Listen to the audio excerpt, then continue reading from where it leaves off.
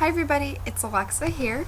I am not here for an In My Mailbox video. I am actually here to do my favorite books of 2011. I'm not going to specify a number. I'm just going to show you what my favorites are. I think it's somewhere between 10 and 15 books. So, normally people do a top 10, but because I read adult and I read young adult and I read so much of a mix of stuff that I don't want to limit myself to just 10 books. So first off, I'm going to show you the adult books that I really liked this year. The first one is Touched by an Alien. And I actually wanted to show this whole series because the covers are amazing and the whole series is amazing. So this one was the first one, was blown away, completely taken into the story with the first one. I'm not a big sci-fi reader, and that's technically what this one is classified as. But there's a lot of romance in there.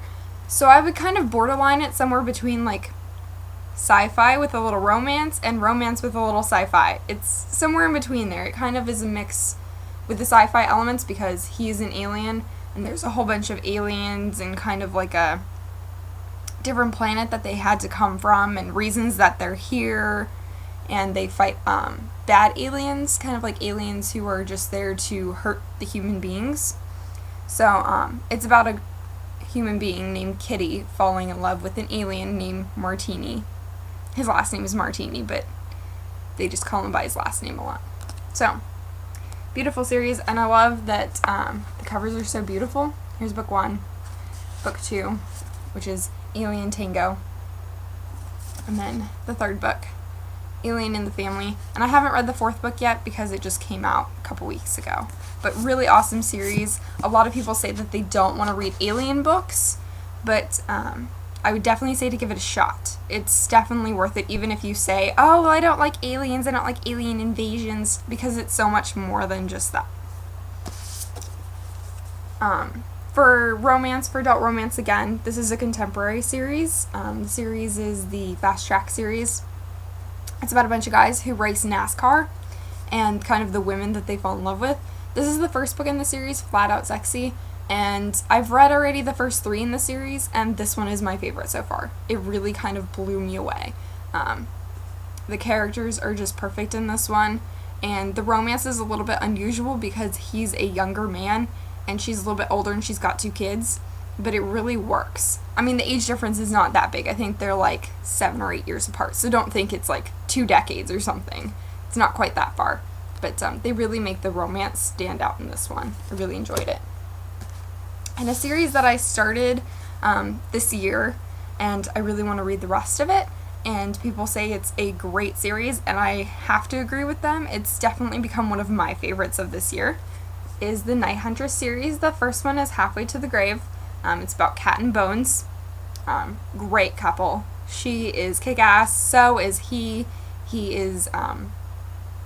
He's a vampire, she's a half vampire, and she wants to go around and kill all of the vampires because she's upset that her father, who's a vampire, basically raped her mother and produced her, and that had a lot of animosity then between her and her mother because she was the result of her mother's rape. I know that sounds kind of dark and scary, but it's really not like that. And the second book is One Foot in the Grave. Again, a great addition to this series. I wish that I had had more time to read this series in 2011 because I own all the rest of the books. I think we're at book 6 right now. But love it so far. Definitely get your hands on it if you haven't yet. Okay, that's all for adult because I didn't really get to read a lot of adult romance this year. That's something I'm really bummed about because teen kind of overtook my life. But at least teen provided some really great stories for me this year. And these aren't in any type of order of which one was... I'm going to do sort of in the order once I kind of get down to it, but Between Shades of Grey. Beautiful, beautiful book. It's set in the past. It's set in the time when Russia was taking over some countries during, I think that was World War II, I want to say. And it kind of shows you, because everybody always talks about the Holocaust and how upsetting that was. But trust me, this will kind of make you realize there's a part of history that you never knew anything about. The Russians force people out of their country. They force them into, really cold parts of Russia, taking these long trips, people dying along the way. It is really sad, but really beautiful. As you can kind of see, the whole ground is like made of ice and everything, and there's one kind of like little sprig of life in there. So it's kind of to say, through the hardships, through the ice, through the pain, through the cold, there is still life. We're still living, and it's a great story. I cried and I laughed, and, well, probably not laughed, but it was amazing. Let's do this one. Spells. This is the second book in the Wing series, and the first book in the Wing series was a little bit childish for me. I didn't really connect with the first one that well, but I thought, hey, you know what, I'm going to give it another chance. Spells brings everything into full focus. The girl grows up a little bit, which is what I was concerned about in the first book, Wings. She grows up. We get to see a little bit more of the fairies that we didn't really understand very much of in the first book. And the story is just beautiful. It grows. And this is my favorite book in the Wing series right now.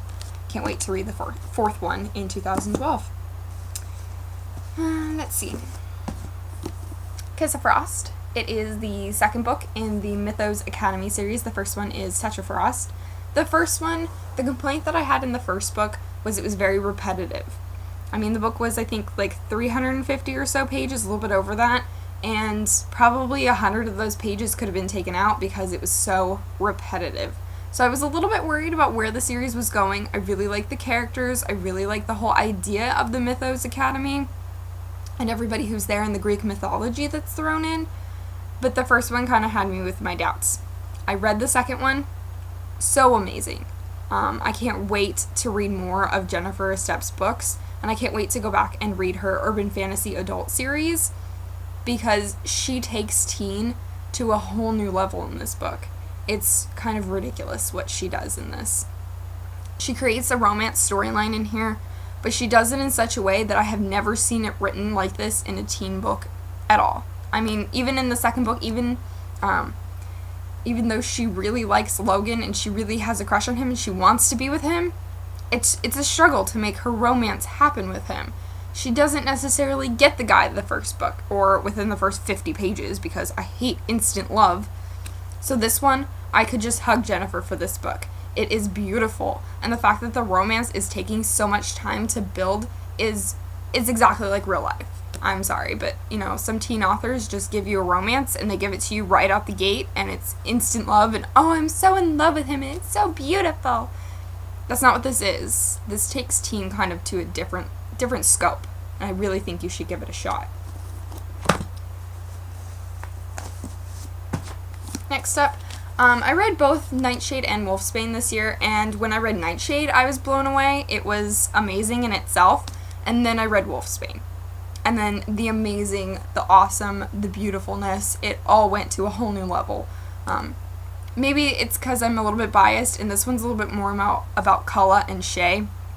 Ren's not in this one a whole lot, and I like Ren's character, but I was always kind of a Shay girl, so the fact that I got to learn more about Shay in this book, and that it advanced it along to areas and scopes that we didn't really know a whole lot about in the first book, it was amazing.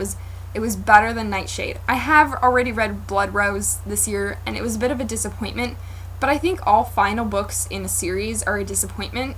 I'm not sure if that's just a trend with me, if it's a trend that I'm sad to see the characters leave, but I really liked Wolfsbane. So, great series, even though the ending wasn't exactly what I was anticipating.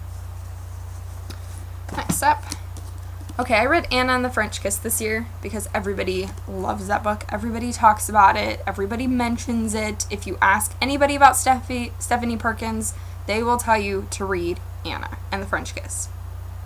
Well, I read it, and I wasn't that impressed. I had very high expectations. I went into it thinking that a whole lot was going to happen, and I didn't connect as well with that one as I thought I was going to. But then I got a copy of Lola I got an arc of Lola from a giveaway, so I was like, well, I guess I'll read it before I pass it along to somebody else. And I read it, and I loved it. It was so much better than Anna. I mean, I like Anna, but Lola she did it for me. Lola and Cricket's story, I wasn't in love until the very end, though. It took me all the way to the very end. The ending of this book is what made me kind of just go over that ledge from, it being a good book or a great book to it being an amazing book that I fell in love with. So if you haven't read Lola and Cricket's story, you really need to. It is amazing. Next up, Catching Jordan. This, oh my gosh.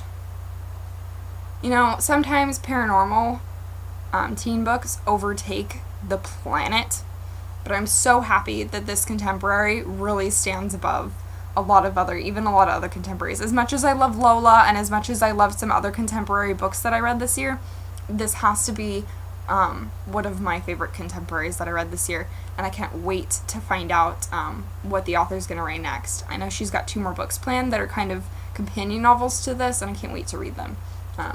The story is about a girl, though, who is the captain. She's the quarterback and captain of her football team. So she's constantly around a bunch of guys, and then she kind of sort of starts to date one. It doesn't really work because her best friend is actually in love with her, and his name is Henry. And Henry is just amazing.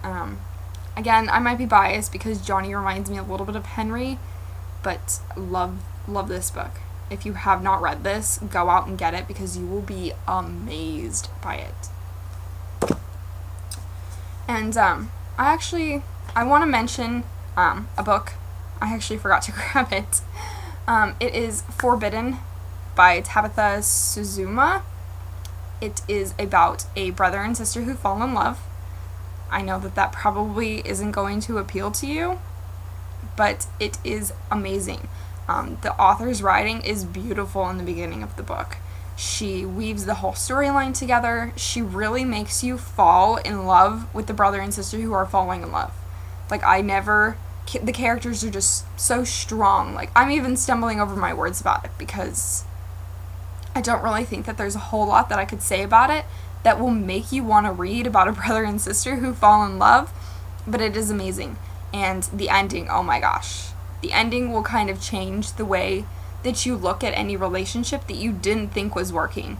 It really shows you that love is there to conquer all, that kind of above all, there's this love, there's this bond between a brother and a sister who ended up loving each other, that was their situation and they fell in love, and how it's so much about their family because they have to take care of their family.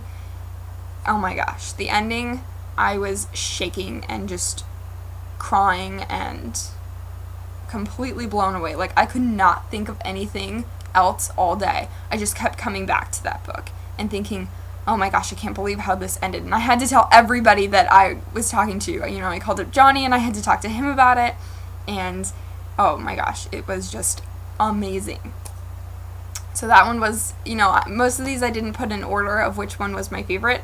But definitely Forbidden takes the level of YA contemporary and just shoots it through the roof.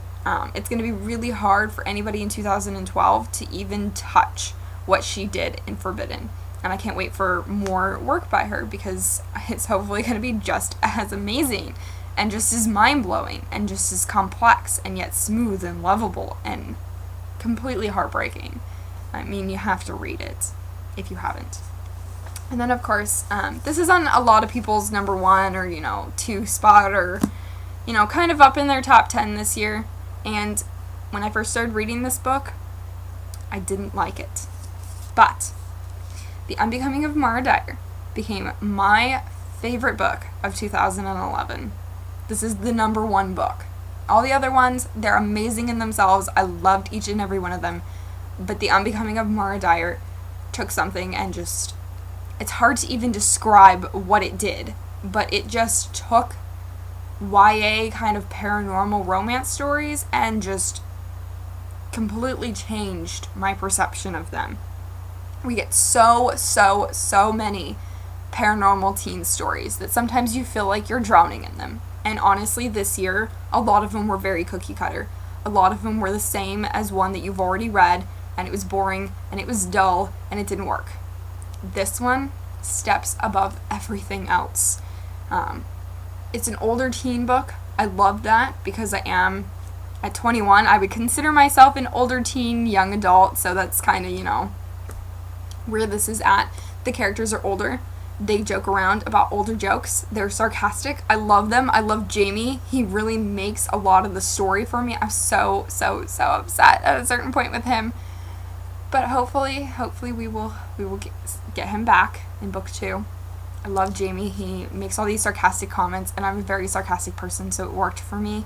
I didn't love Mara's character for a very long time, and that's why I struggled with this one. So even though I struggled in the beginning with liking this story, in the end, the way that this book ended, the way that it all kind of came together like that in the end, not even something I was anticipating at all. A lot of times in books, people sit around and say, oh, I saw that coming. I saw that. There was hints along the way, and I saw that. I don't think anybody saw the ending of this book coming. And if you did, then I'd really like to know how you even anticipated that. But, oh my gosh, can't wait for book 2. This is the best book. So pretty. Okay. So that's all of my favorites of the year. There was a couple books actually that I don't have copies of yet. But they were pretty good, so trying to think of what I didn't have a copy of. Oh, something that is coming out in 2012, so you can't get it yet, but it is Don't Breathe a Word by Holly Coppola, and that was an amazing book. It was supposed to come out this year in October, but they pushed it back to next year, which is just in a few days, really. But definitely should check that one out when it comes out. Great, hard-hitting contemporary as well. So I think I found a great mix this year of contemporary and paranormal, and some great adult books and some great teen books. So I hope you enjoyed watching this video, and if you have a top 10 post, a top 10 video, or you just want to talk with me about my top 10, make sure to just leave a comment, and I'll get back to you. So thanks so much for watching. Bye!